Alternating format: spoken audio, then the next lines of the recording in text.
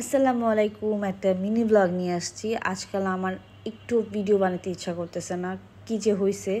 তো যাই হোক, ভিডিও বানাতে না ইচ্ছা করলেও সংসারের কাজ তো করতেই হবে। মমিতে স্কুল চলতেছে, তো আমি মমিতের জন্য টিফিন রেডি করলাম। আজকে একটু ব্রেড আর ডিম দিয়ে একটু ওকে টোস্ট করে দিয়ে আর ওকে একটু ব্রেড আর কলা দিয়ে ও খেতে চায় না যদিও। তো স্কুলে দিয়ে আসলাম আমি মমিতকে।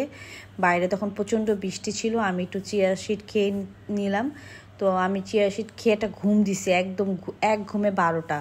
তো উঠে আমি ঝটপট নাস্তা করে নিই, কারণ মমিতে ছুটি হয়ে যাবে, আমি দ্রুত চাটা শেষ করে বের হয়ে যাব। তো রাস্তায় বৃষ্টি হচ্ছে এবং সারা রাত বৃষ্টি হয়েছে। ফেনীর অবস্থা ভালো না, এটা দেখে মন খুব খারাপ লাগতেছে।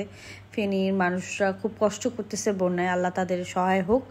তো আমি বাসায় চলে আসি, যেহেতু আমি ঘুমাই গিয়েছিলাম। তো আমি আর রান্না করতে পারিনি। দ্রুত আমি ফ্রিজ খুললাম, ফ্রিজ খুলে একটু গরুর মাংস ভিজালাম, আর ফ্রিজে একটু পোলাও ছিল, আর একটু মুরগির মাংস ছিল, তারপরে আর একটু চাল দিয়ে আর একটু ডাল দিয়ে আমি সুন্দর একটু খিচুড়ি বসাই দিয়েছি। এটা আমি প্রায় করি, ফ্রিজে যা থাকে তা দিয়ে খিচুড়ি বানাই ফেলি।